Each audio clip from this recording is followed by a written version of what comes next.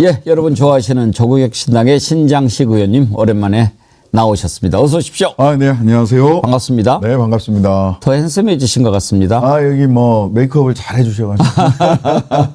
네. 조국혁신당 창당 1주년이 언제예요? 3월 3일입니다. 며칠 안 남았어요. 3월 3일인가요? 네, 3월 3일. 이게 뭐 3월 3일이 아주 의미심장하죠. 3월 3일이고 저희들이 이제 3번이고 3년은 그러네요. 너무 길다. 3년은 너무 길다고.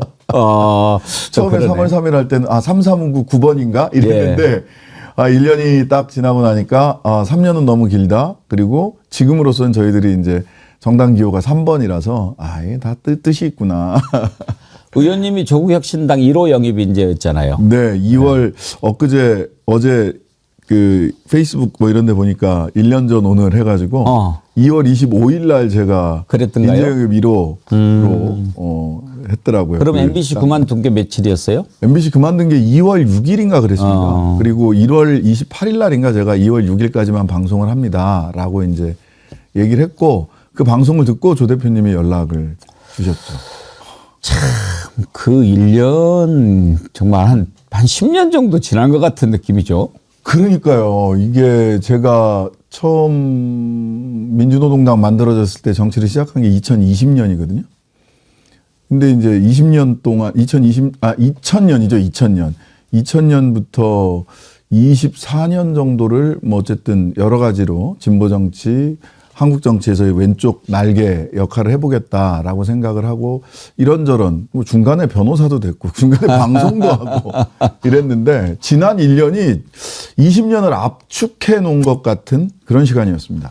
대한민국 역사도 그런 것 같아요. 그렇습니다. 정말 1년 사이에 너무나 많은 일들이 일어났는데 아무튼 이제 윤석열 어제로 빠이빠이가 됐지요. 네네네. 어제 그거 68분인가 67분 다 들으셨어요? 다 듣지는 못했고요. 정말 힘들더라고요. 저기를 봤죠. 그 77페이지짜리 예, 그 원본을 다 봤습니다. 뭐 사실 하도 글씨를 크게 써놔가지고 한 뭐 20페이지 정도면 됐을 것 같긴 한데 그걸 보면서 너무 괴로웠어요. 딴 게 이제 직접 목소리를 듣는 것도 매우 괴로운 일이지만 논리가 앞뒤가 안 맞는 얘기를 써놓으니까 그게 너무 괴로운 거예요. 그러니까 주장은 다를 수 있죠. 주장이 다르더라도 일관된 논리가 있으면 그래도 이런 근거를 가지고 이야기하는구나 싶은데 논리가 안 맞아요. 제가 봤을 때 어떤 논리가 가장 안 맞냐면 지금 앞단의 핵심은 그거였습니다. 세 가지 정도로 세 단락으로 할 텐데 하나는 뭐 심력 끼쳐들어서 송구합니다. 그래 거기까지는 그래 그 정도는 해야지. 근데 사과는 없네. 역시나. 그 다음에 두 번째는 가장 긴 분량을 소위 취지는 그래요. 북한의 지령을 받은 다수 야당이 탄핵 실질적으로 내란에 버금가는 일들을 실질적으로 내란이라고 할 수 있을 만한 의회 운영을 했고 그리고 탄핵을 공작했다. 이거예요. 예. 그럼 이 논리적 귀결은 뭐냐? 어떻게 해야 되냐면 그래서 저는 이 불의에 맞서서 끝까지 싸우겠습니다가 논리적 귀결이에요. 그러면 받아들일 수는 없지만 논리적으로는 맞아요. 근데 갑자기 실제 뒤에 말은 그런 거 아니에요. 저 복귀시켜주면은요, 국민들 그 내치 안 하고, 외치에만, 그 외교에만 집중을 할 거고요. 그 다음에, 임기단축 개헌하고요. 정치개혁 할게요. 이게 뭐예요? 앞뒤가 너무 안 맞잖아요. 그러니까 이거는 살려고 그냥 앞단에서는 형식적인 송구합니다. 그 다음에 중간에 가장 많은 분량 동안은 길거리 아스팔트 반체제 극우들을 여전히 선동하는 것이고 맨 마지막은 야 그래도 나 좀 봐줘. 이게 뭐예요 이게.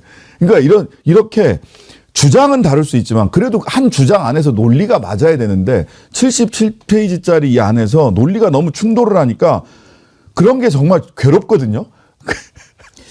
논리적으로는 참 말이 안 되는데 관통하는 거는 하나 있더군요. 예. 나 정상 아니야.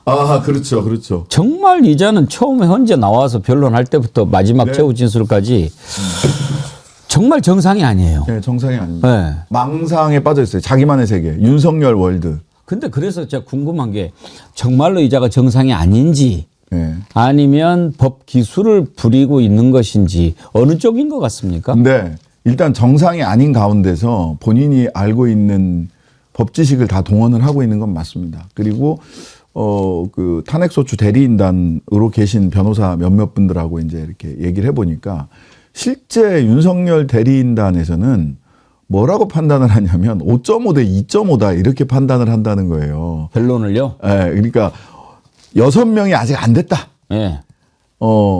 두 사람은 확실히 자기들 편이고 조한창, 정형식 두 사람은 자기들 네. 편이고 중간에 한 명이 0.5로 왔다 갔다 한다. 그 대리인단도 망상에 빠져 있다. 그 얘기를 듣고 본인들은 그렇게 생각을 한대요. 그래서 약간 기세가 올라서 어제 변론을 했다는 겁니다. 현장에서 이제 쭉 지켜본 지난 11차례를 다 지켜본 분의 이제 변호사님의 말씀인데 그래서 그분들 정상이 아닌 것 같은데요. 그랬더니 제가 봐도 그렇습니다. 앞으로 이제 그런 얘기들이 계속 나올 겁니다. 헷갈리게 네, 하려고. 네, 근데 저는 맨 처음에 시작하기 전에 정영식 재판관 뭐 박선영 의원과의 관계도 있고 막 윤석열이 그런 걸 노리고 인사를 해서 약간 걱정을 했으나 변론 과정을 쭉 지켜보면서 걱정을 이제 안 하게 됐어요. 왜냐하면 맞습니다. 상식적이던데요. 그래도 네. 질문하고 뭐 이런 거 보면. 네네. 질문이 사실 질문에서 최고의 스킬을 예. 보여주신 분은 김형두 재판관. 그랬어요. 예. 차분차분하게 뼈를 때리시더라고. 예. 뭐가 그런 얘기 훅 왔다 갔는데 예. 윤석열은 내가 맞았나 안 맞았나 싶은데 굉장히 큰 상처를 입는. 아, 이런 것은 이해가 안 간다. 네, 그러는데 맞아. 막 이렇게 되잖아요. 네, 맞아요. 아니, 홍장훈 뭐 윤석열이 뭐 아주 뭐 처음 본 놈처럼 이야기하는데 몇 번 만났어요? 뭐 이렇게 물어본다라든지 네. 그런 거 참 이해가 안 간다. 저는 맨 처음에 정익식 재판관 조금 메모 가지고 막 그 따질 때 네. 약간 좀 불편했어요. 그럴 수 있죠. 뭐, 예. 바쁘게 쓴 와중에 검거 요청이면 어떻고 검거 지원 요청이면 어떠냐. 근데 그걸 그렇게 시비를 걸기래. 뭐지 했다가 나중에 보니까 이 양반도 다 정상적인 성격이 좀 그런 게 있는 것 같더라고요. 예. 예. 자기가 평생 오를 뭐 이렇게 말하는데 거기에 대해서 토달는 거 엄청 싫어하는 사람들 있잖아요. 그 판사님들 중에서 죄송한 말씀입니다만은 본인의 뜻이 하늘의 뜻이라고 생각하시는 분들이 계세요. 토달고 이러는 거 엄청 싫어하고 내가 판단하면 그게 옳은 거지 거기다가 뭘 잔소리를. 그러니까요. 이런 분들이 엘리트주의. 계세요. 예. 그런 게 엘리트주의. 있죠. 예. 국회 측 대리인단 중에 어떤 변호사가 좀 돋보였습니까? 그 최초에 그 처음에 PPT 했던 김진욱 그 변호사. 예. 예.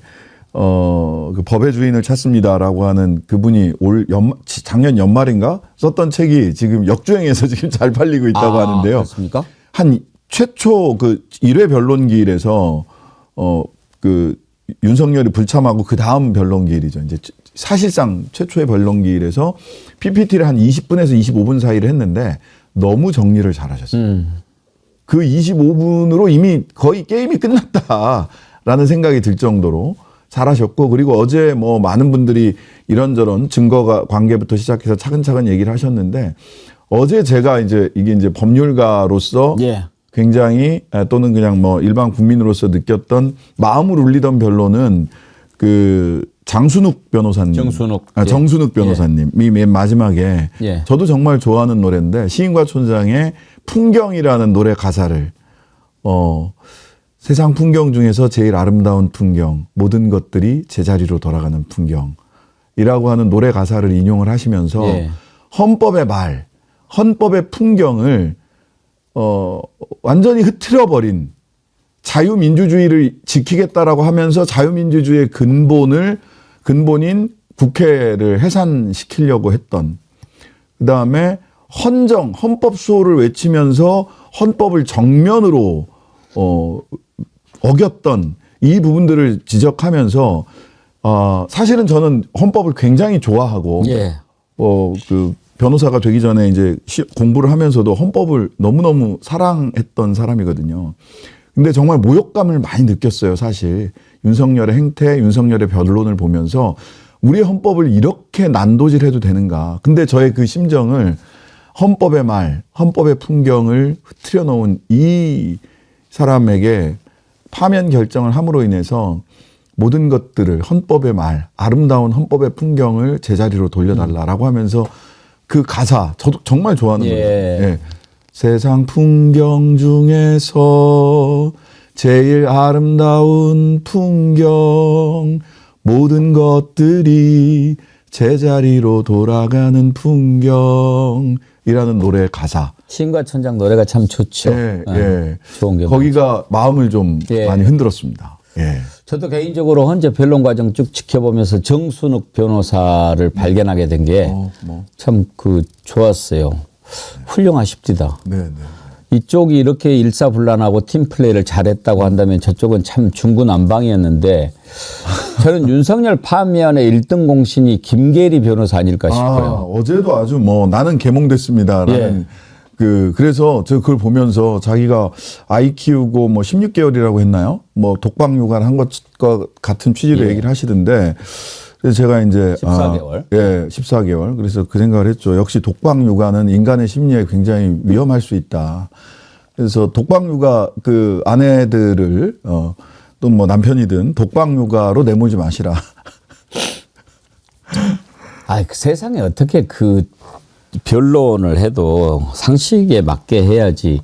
우원식 국회의장 이재명 대표 올담한 것을 그거를 증거로 제시하면서 마치 그게 이게 그들이 항상 자기들이 무능하고 시민들이 막아서서 이 계엄령이 내란 목적 계엄이 성공을 못한 거잖아요. 근데 결과적으로 거꾸로 해명을 하는 거예요. 처음부터 그렇게 그 강압적으로 내란 목적으로 계엄을 한 것이 아니다. 계몽령이다라는 말로. 근데 실은 이게 이런 게 있죠. 이제 두 가지라고 보는데요. 하나는 실제로 이제 계엄을 하고 내란을 일으키려면 보안이 유지가 돼야 됩니다. 그러니까 이런 기밀성과 다수의 인력을 동원해서 압도적인 인력으로 압도적인 군 병력과 경찰력, 경력으로 압도적으로 제압하는 것 사이에는 트레이드 오프예요. 기밀성을 유지하려면 압도적 병력을 동원 못 합니다. 압도적으로 병력을 동원하려면은 기밀성을 유지할 수가 없거든요. 근데 그 중간을 못 찾은 겁니다. 무능해서. 그리고 두 번째는 이게 윤석열의 자백 진술이 있었죠. 불법하고 위법한 위헌적인 명령을 우리 군인들이 실행하지 않을 것이다. 이거 완전 자백이잖아요. 자신의 명령이 불법이라고 하는 걸 스스로 인정하는 자백이잖아요. 근데 실제로 우리 군인들이 그거를 정의로운 태업을 했죠. 서강대교에서 야, 영등포 국회 들어가지 마. 여의도 들어가지 마. 라고 했던 현장 지휘관들의 판단이 있었던 거고요. 그리고 유리창을 깨면서도 그 어설프게 깼던 707 특수부대에 가서 테러범들이랑 싸워서 인질 구출하는 부대가 그랬던 것들. 말하자면 이런 정의로운 태업과 젊은 군인들 현장 지휘관들의 판단 그리고 장갑차 앞을 막아섰던 시민들 그리고 월담을 하고 이렇게 어떻게 기어 들어가고 진짜 어떤 방식으로든 국회에 모였던 190명의 국회의원들이 있었기 때문에 못한 거죠. 근데 그거를 거꾸로 설명을 하니까 이게 말이 됩니까? 그때 국회 들어가실 때는 쉽게 들어가시지 않았나요? 저는 이게 나중에 진짜 이게 인증 영상이 나와서 괜찮았는데 그때 11시부터 11시 반 사이에 서울청과 경찰청 본청 그다음에 국회 경비대 사이에 혼선이 있었어요. 혼선이 있어서 10시 반에 그 계엄령 내렸을 때 10시 27분인가 28분부터 다 통제가 됐습니다, 사실. 못 들어가고 있었어요. 근데 11시부터 11시 반 사이에 자기들 간에 이 혼선이 있어가지고 일부 문이 열려 있다라고 하는 것을 안에서 제가 소식을 들었어요. 여기는 국회의원 들어갈 수 있다라고 해서 바로 이제 의원회관 뒤편 쪽으로 갔죠. 갔는데 막더라고요. 여전히. 그래서 무슨 소리냐, 니네. 그때는 제가 호통을 쳤죠. 여기, 이거 지휘계통에 혼선이 있다라고 하는 사실을 인지를 했고. 간파하고. 문 열어! 했더니 처음에는 제한됩니다라고 막았어요. 막 시끄러워서 잘 들리지를 않는데 그 동영상에 보면 문 여세요라고 좋게 얘기를 하는데 제한됩니다 그러더라고요. 못 들어오게 한다고. 그래서 그때 이제 누가 국회의원 길을 막아 문 열어라고 했더니 또 비키더라고요. 그래서 저는 호통치고 들어갔습니다. 이렇게 얘기를 했더니 그 노영희 변호사가 믿질 않아가지고 빌고 들어간 거 아니야? 미디어 몽고에서 찍어놓은 게 있더라고요. 8시간짜리가 있는데 그중에서 영주에 있는 송석종 님이라는 분이 몇 분 몇 초에 들어가는 장면 나옵니다. 확인하세요. 해가지고 저한테 제보를 주셔가지고 호통치고 들어갔다. 근데 이준석 의원은 소리만 지르고 못 들어갔죠? 심지어는 그때는 계엄령 해제된 때로 알아요. 그러니까 1시 1분 경으로 알고요. 해제된 이후 영상입니다. 저는 그렇게 알고 있습니다. 저는 그렇게 알고 정확한 건 모르겠습니다만 어쨌든 시끄러임마로 끝났죠. 거기. 시끄러움. 담 넘어 들어가시죠. 너무 쇼에 신경을 많이 썼던 것 같은 생각은 들어요. 그분이 잘하죠. 제주입니다.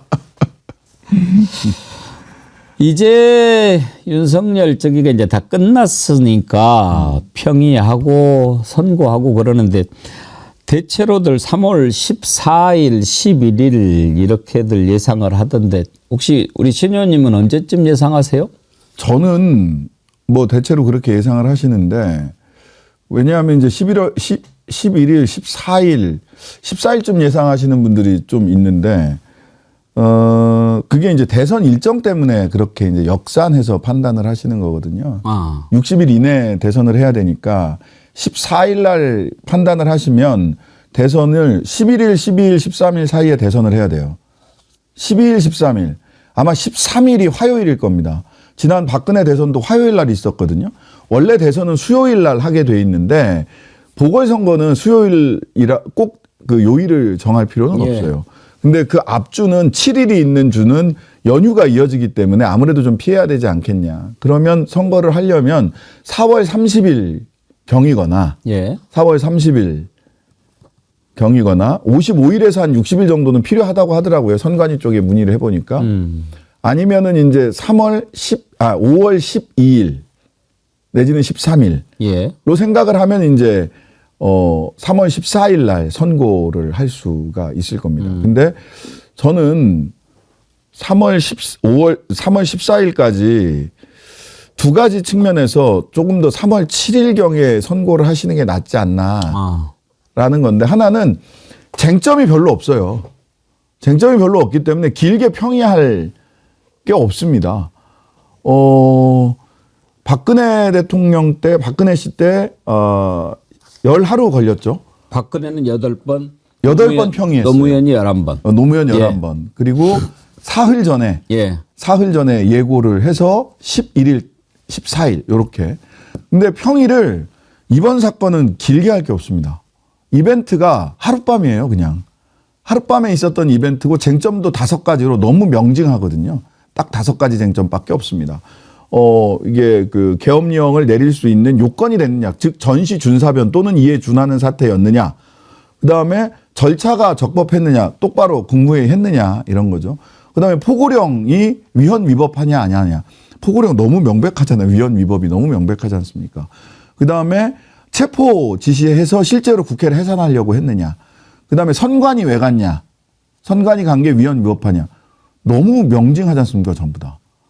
그래서 평의를 8번, 11번까지 할 이유가 없다. 그리고 두 번째는 그때는 그나마 박근혜가 양반이죠.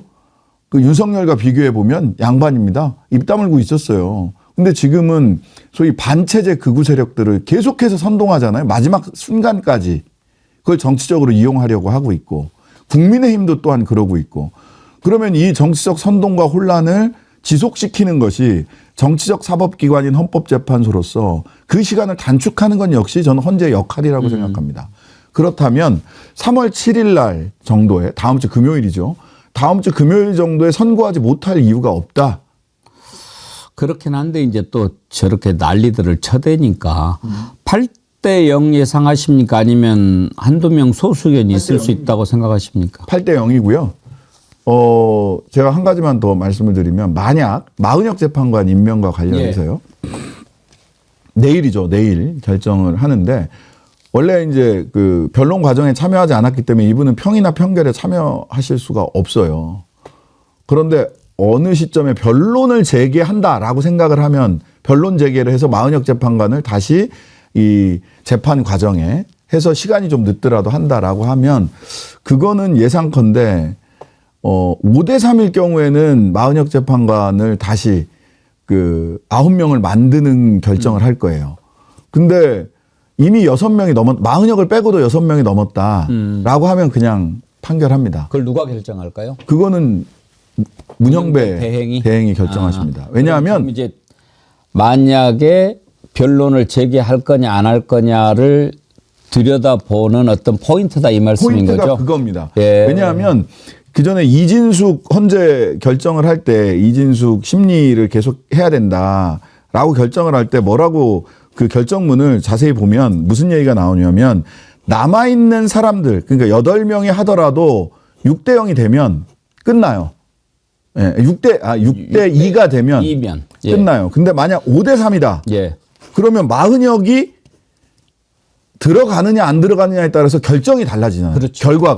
결과가 달라지잖아요. 6대 3이 될 수 있으니까. 예. 그렇다면 마흔역을 다시 여기에다가 들어가게 하는 겁니다. 시간이 길어지더라도. 길어지더라도.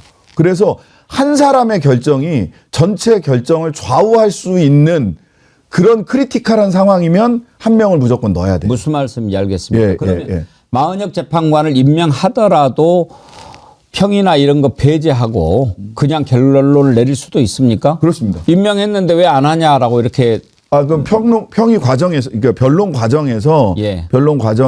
마흔역 재판관이 관여하지 않았기 때문에 마흔역 재판관이 평의가 있고 편결이 있거든요. 평의는 이제 서로 의견 나누는 예. 거고 편결하는 방법도 재밌습니다.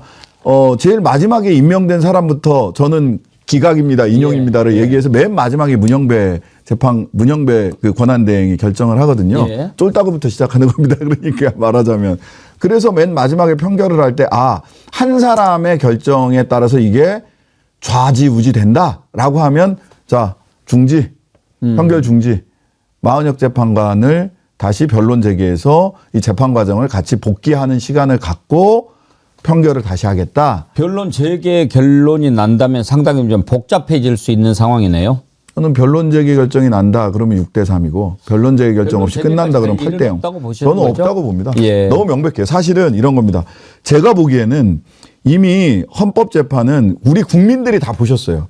밤새 영상으로 봤고 어떤 일들이 있었는지 내란 국조라든지 또는 그 국회 상임위원회에서 국방이나 또 행자이나 이런 데서 나오는 얘기를 다 보셨거든요. 지금 헌법재판은 어찌 보면 약간 본문의 해설 같은 것에 불과하다고 봅니다. 저는. 너무 많은 분들이 보셨어요. 그리고 헌법재판관들이 이렇게 명징한 그런 상황에서 반대 못합니다. 못하죠. 할 수가 없죠. 할 수가 없어요. 심지어 분위기도 그런데 지난번에 안창호 그 양반도 헌법재판관 아니었습니까? 그런데도 전원일치가 나왔는데 8대 0이었죠. 그때도. 보면 뭐합니까? 저는 이거 뭐 100%. 그리고 이제 헌법재판소는 단순 사법기관이 아니라 정치적 사법기관이라고 자기 존재의 그 성격을 그렇게 규정하고 있거든요. 그럼 헌법재판관은 그 소위 반헌법적인 상황 또는 국민들이 이렇게 분열돼 있는 내전적 상황을 빠르게 종결시켜야 된다라고 하는 건 역시 헌법재판소의 임무입니다.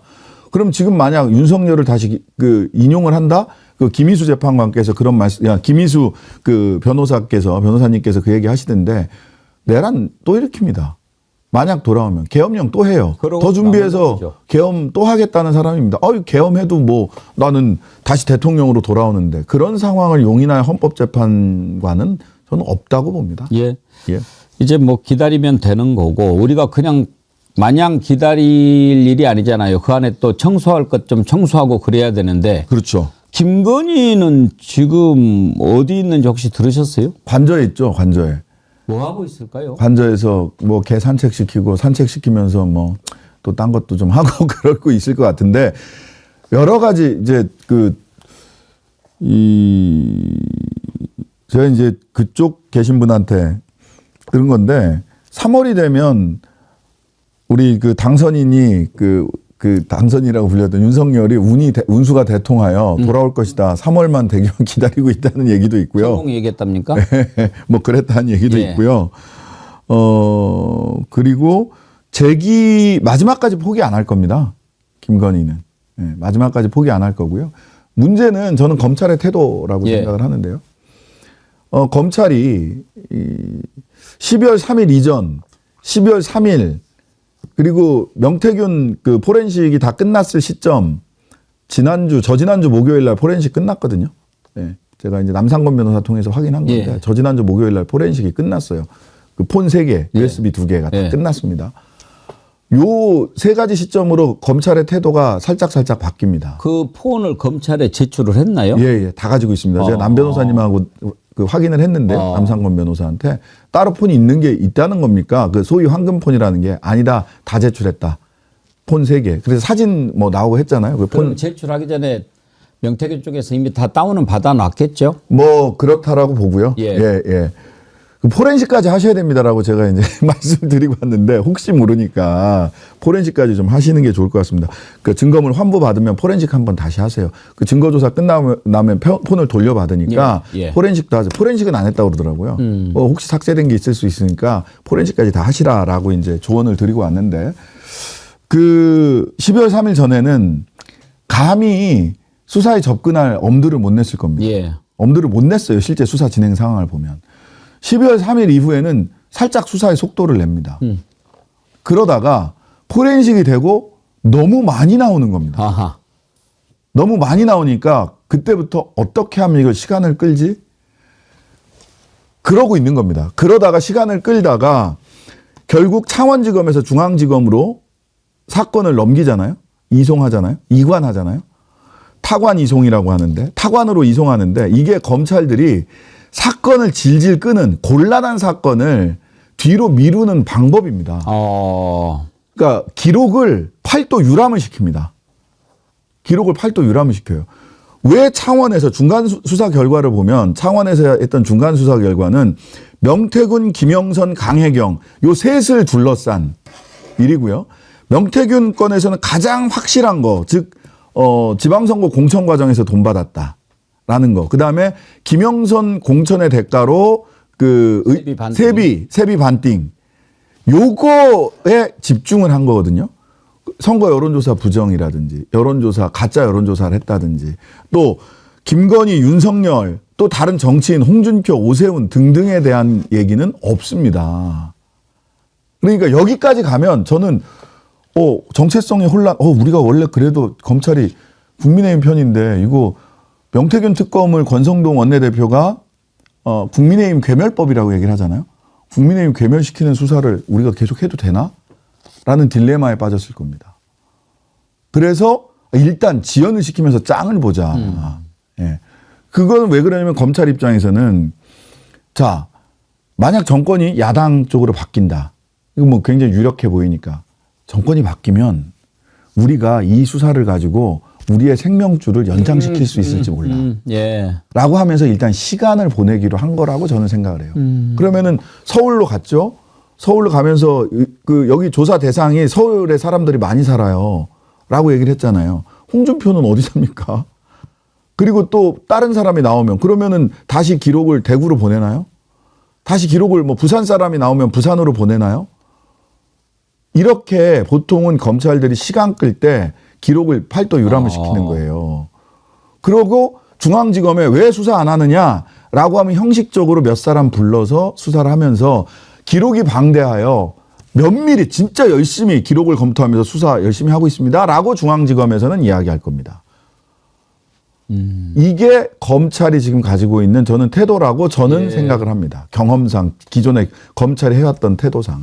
검찰 얘기하신 김에 두 가지 좀 여쭤볼게요. 지금 이제 검찰을 믿을 수 있느냐 하는 걸 계속 국민들이 걱정하지 않습니까? 네. 근데 지금 국회에서 이진동 대검 차장이 나와서 지금 답변하고 있죠. 그런데 네. 우리가 그래도 열심히 수사해가지고 지금 이렇게까지 하지 않았습니까? 막 이렇게 이야기를 하는데 정말로 윤석열에 대한 형사재판 제대로 해가지고 내란 혐의로 사형 무기징역 이렇게 구형까지 할 공소유지 제대로 할까 궁금한데 어떻게 보세요? 저는 그래서 그 명태균 특검도 그렇고 김건희 특검 그다음에 윤석열 특검도 갈 수밖에 없다라고 생각을 해요. 아까도 말씀드렸다시피 지금 명태균 사건 수사 이건 사실은 명태균 수사이기도 하지만 국민의힘 수사고 김건희 수사고 윤석열 수사잖아요.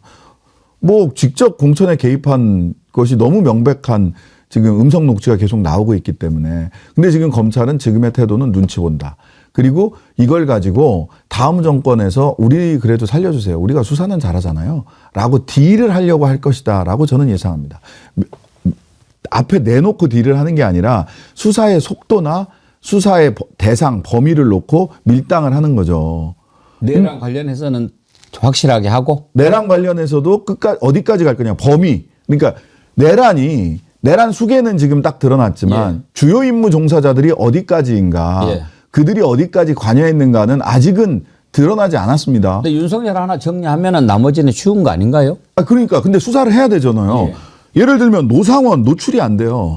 그다음에 또 누구야 안보 2차장 1차장 김태효.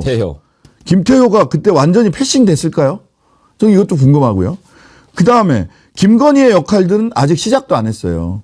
왜 조태용한테 국정원장한테 내란 하루 전날, 내란 당일인가요? 왜 문자 보냈냐고요. 그래놓고 이제 와서는 변명이 바뀐 전화번호 알려주려고. 바뀐 전화번호 알려주겠다고 하는 것도 이상한데, 바뀐 전화번호를 알려준 거면 왜 하루 동안 조태용이 처음엔 기억 안 납니다라고 얘기했다가 그 다음날 답변했습니다. 바뀐 전화번호 받고 그 다음날까지 있다 답변하는 사람이 있나요? 이 말이 안 돼요. 그 다음에 또 박성재, 이완규 이 사람들도 전부 다 안가회동. 예, 안가회동, 예. 삼청동 안가회동, 예. 박성재, 이완규, 이상민, 김주현, 예. 김주현, 박성재, 김주현, 이완규 전부 다 검사 출신들 아닙니까? 예. 김주현, 박성재는 특수부, 특히 김주현은 특수부의 제일 윗선이에요. 김주현을 민정수석으로 데리고 들어간 없던 자리인 민정수석 만들어가지고 김주현을 그 안으로 들여보낸 건 심우정은 김주현의 기수나 이런 걸로 보면 심우정 총장은 김주현의 사실은 내용상으로는 사실상 지위를 받지 않았을까라고 저는 생각을 해요. 기수나 이런 걸로 봤을 때. 이 사람들에 대한 수사 시작도 못했어요. 그래서 내란 우두머리에 대한 수사는 할 수 있었지만 저는 이게 검찰 독재 정권이 군을 동원한 내란이라고 생각을 하거든요. 검찰 독재 정권이.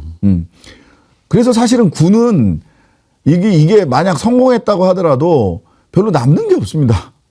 그냥 이용당한. 예. 그러니까 곽종군이 이용당했다는 생각이 든다. 이런 얘기를 하는 것이 옛날에 박정희나 전두환의 쿠데타는 군부 쿠데타였고 군이 정권을 장악했어요. 그렇죠. 근데 이 친위 쿠데타는 성공을 했어도 군은 이용만 당하고 검찰 독재 정권이 장기 집권으로 가는 거거든요. 예. 그러니까 군인들은 지금 다 나와서 지금 수사받고 있고 다 섰어. 근데 검찰은 안 섰어요. 정작. 검찰은 정작 안 섰고요.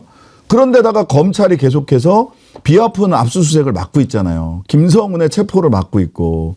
그러면 그 비아폰 통화 내역에 누가 나올 거냐를 검찰은 두려워하고 있는 것이 아닌가라고 생각할 수밖에 없어요. 합리적 추론을 해본다면. 그렇습니다.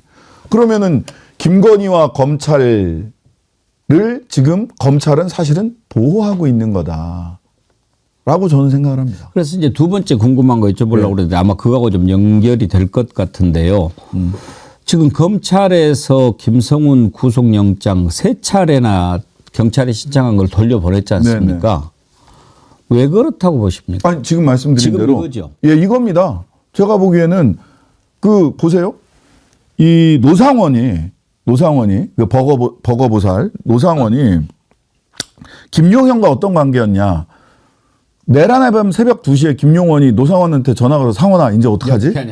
이제 어떡하냐 우리? 이렇게 물어보잖아요. 실질적으로 작전과 그림을 그린 사람은 노상원이라는 거 아닙니까? 대화만 딱 보더라도. 근데 노상원이 12월 4일 날 자기 비화폰을 김용현 측에 반납을 합니다. 네, 반납을 합니다. 불러요. 김용현의 측근을 자기 집으로 불러가지고 비화폰을 반납을 해요. 12월 4일 날? 4일 날. 실패로 돌아간 그날. 12월 4일 날. 근데 비화폰이 없어졌느냐? 한 대가 더 있어요. 노상원한테 비화폰이. 그럼 노상원한테 2대를 준 거예요? 네. 한 대는 근데 어디서 받았느냐? 예. 경호처에서 받았어요. 박종준, 김성훈이 준 거예요. 그럼 그 정권 김용현한테 받은 거니까 김용현 거는 반납을 했어. 그럼 이제 군사적으로 김용현이랑 할 얘기는 끝났다는 얘기죠. 그러면 김용현은 노상원이 한 대 더 가지고 있는 걸 몰랐을까요? 그건 모르겠습니다. 저는 알았을 거라고 생각이 되는데 노상원이 그러고 나서 그걸 12월 7일 날 경호처에 반납을 해요. 그러면 12월 4일부터 12월 7일 사이에 또는 그 이전에 이 비화폰을 가지고 경호처에서 준 비화폰을 가지고 누구와 어떤 대화를 했느냐. 적어도 이게 누구와 대화를 어떤 내용의 대화를 했느냐는 사실은 지금 확인하기가 되게 어려운데 비아폰이기 때문에 녹음이 안 되니까. 근데 누구랑 통화를 했느냐는 비아폰 서버 보면 다 나오는 거예요.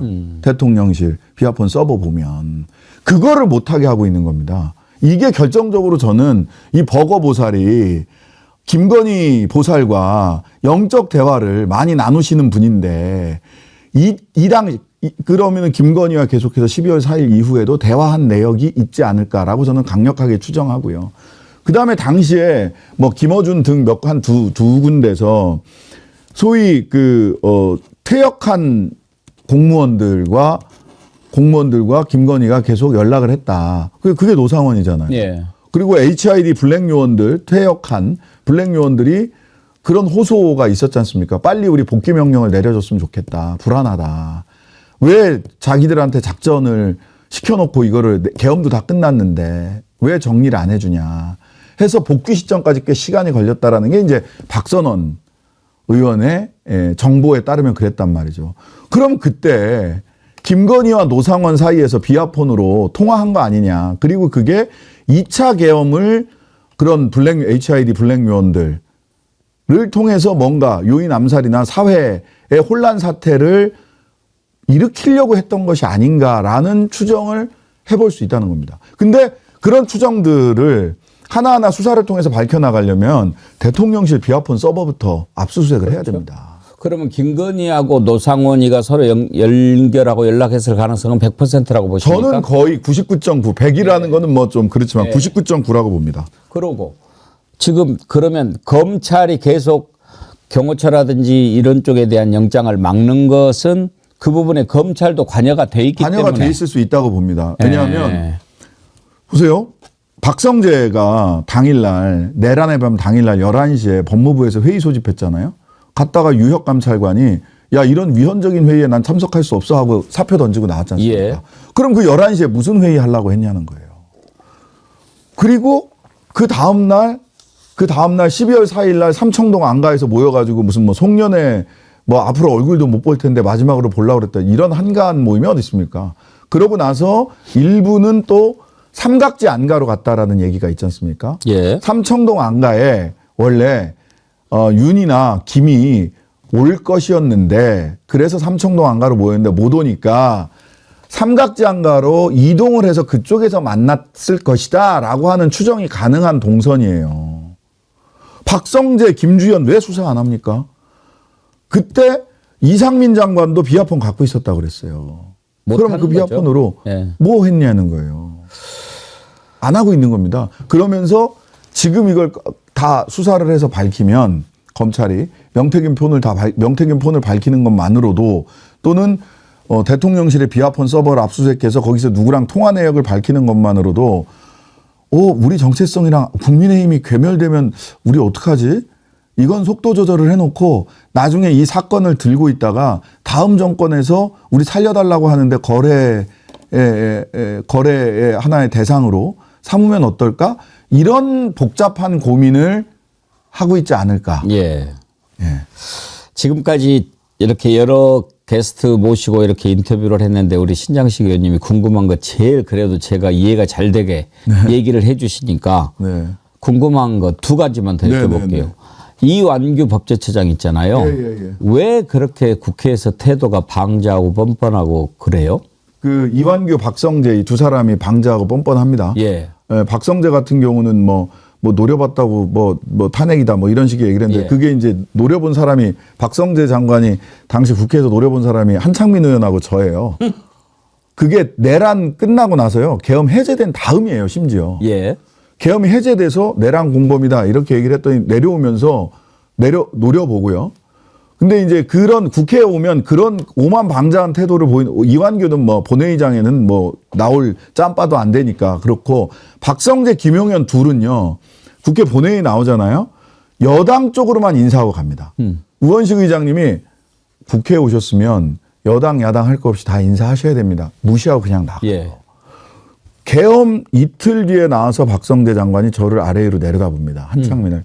그때는 그러고 나서 더 재밌는 것은 이 사람이 비겁하다라고 생각을 한 거는 일주일 뒤에 또 나왔어요. 그때 내란 공범 그랬더니 그때는 고개를 숙이면서 아유 의원님 왜 이러세요 하고 비굴한 표정을 짓습니다.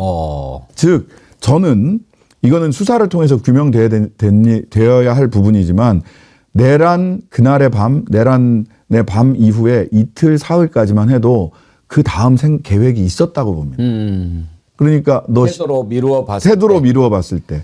근데 한 일주일 지나고 나니까 이게 다 이제 안 된다. 안 된다 하니까 그때 급속도로 태도가 고개 숙이면서 아유 의원님 막 악수하려고 손잡으려 오면서 아 의원님 왜 이러세요. 그러면은 그 해제 의결한 뒤로 2, 3일까지만 해도 계획이 있었다고 이놈들이 다시 봅니다, 한번 뒤집을 수도 있다 이런 생각을 했다 이거네요. 비화폰을 들고 노상원이 4일부터 대통령실 비화폰을 들고 4일부터 7일까지 반납한 날짜가 7일이더라고요. 예. 4일부터 7일까지 뭔 짓을 했냐. 저는 적어도 그 기간 동안에 뭔가를 하려고 했다. 이들은. 오비들한테 연락하고 뭐 이렇게 하면서 또 HID 블랙 요원들 그 오비들 빨리 복귀 명령 좀 해주세요. 작전 종료 명령 좀 해주세요라는 하소연이 있었지 않습니까? 두 번째 궁금한 거. 예. 차범근은 왜 들어갔을까요? 조국 탄원서. 정말 그거예요. 그거 말고는 뭐 없잖아요. 조국 탄원서 말고는. 거기 보면 조국 일가 수거 대상. 그래서 저는 노상원 수첩에 나와 있는 수거 대상들을 이렇게 쭉 저도 봤어요. 뭐 500명 이름이 그냥 이거 인원으로 500이 있는 거죠. 500명 이름이 다 있는 건 아니잖아요. 근데 조국 일가, 문재인 일가, 그다음에 차범근, 그다음에 이재명 대표 그 영장 영장 기각했던 판사님, 뭐 1심, 2심 판사님인가? 뭐 1심 판사님, 뭐 이런 분들 무죄 줬던 사람들, 이런 사람들 쭉 이름 들어가 있잖아요. 그다음에 무슨 뭐 김재동 이런 사람들 들어가 있고. 차범근 감독이 조국 대표 탄원서에 서명한 건 맞아요? 예, 맞습니다. 조국 대표 탄원서에 넣어서 조국 대표 이제 2심 재판 앞두고 탄원서를 냈거든요. 그래서 저는 이 명단이 노상원 혼자 쓴 명단이 아니라고 봅니다. 근데 그거 한다고 수거를 해요? 네, 그러니까요. 사사롭죠. 굉장히 사사로워요. 아니 노상원이 차범근한테 무슨 원한 맺힐 일이 뭐가 있습니까? 노상원이 김재동한테 원한 맺힐 일이 뭐가 있어요? 왜 그 사람들 폭사시킬 일이 뭐가 있어요? 그 사람 진짜 잔인하잖아요. 다 웬만하면 폭사야. 그러니까 말이에요. 다 폭사야 웬만하면. 그놈도 정상 아니고. 네. 여쭤본 김에 하나만 더. 네. 김현태는 왜 핵가닥했을까요? 그 다른 제안을 그러니까 두 가지가 있을 것 같은데 하나는 기각될 수도 있겠다라는 생각을 할 수 있을 것 같고요. 그다음에 두 번째는 다른 미끼를 준 건데 너 야 좀 나가 있어. 런종섭처럼 런현태 나가게 해줄게. 지금 국방부에서 답변을 못 하잖아요. 제대로 된 답변을 못. 아니 뭐 나갈 수 있습니다. 이렇게 하다가 임성근 징계 한 번 안 받고 지금 전역해서 그러니까요. 전역하듯이 그럴 수 있다라고 생각을 하는 건데 군 일부에서 여전히 그런 말도 안 되는 생각을 하고 있는데 군도 결국은 다음 정권이 되면 여러모로 많은 별들이 떨어질 수밖에 없겠다 싶어요. 빨리 해야죠. 근데 지금 보면은 수사도 중단돼 있고 그런 짓을 저지른 자들이 그 자리에 계속 있잖아요. 그게 이제 친위 쿠데타를 진압하기 어려운 점이 바로 그 점입니다. 김선호 차관 어떨 때는 똑바로 하는 것 같다가 어떨 때는 의심스럽고 그래요. 이 양반들이 최상목도 그렇고요. 최상목 계엄 반대했다라고 하는 것은 명백하잖아요. 근데 왜 이런 태도를 보이느냐. 사람이 사는 게 이 가족과 주변과 이렇게 이웃들과 이렇게 살잖아요. 제가 이제 전해 들은 말입니다만은 이렇게 전해 들었어요. 한덕수나 최상목이나 이쪽 사람들이 이제 은퇴하고 나면 퇴직하고 나면 동네 사람들이랑 어울려 살아야 될 텐데 동네 사람들한테 그 손절당하거나 욕먹고 살지는 말아야 되지 않겠습니까? 고 바운더리. 저는 우리나라 지금 소위 엘리트들 육사 나오고 경찰대 나오고 아닌 분들도 계시지만 고시 봐가지고 그 자리까지 간 분들이 가지고 있는 멘탈 바스락바스락 아주 허약하고요.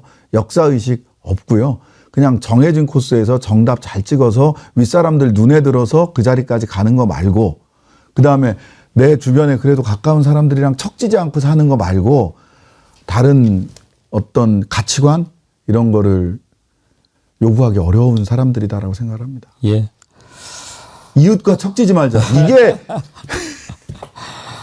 오늘 아주 긴 시간 예. 말씀 잘 들려주셔서 감사하고 제가 궁금한 거 오늘 신장식 의원님 오셔가지고 많이 풀렸어요. 아유, 다행입니다. 예. 민주당은 중도 보수당이라고 그러잖아요. 네네. 저국혁신당은 무슨 당이에요?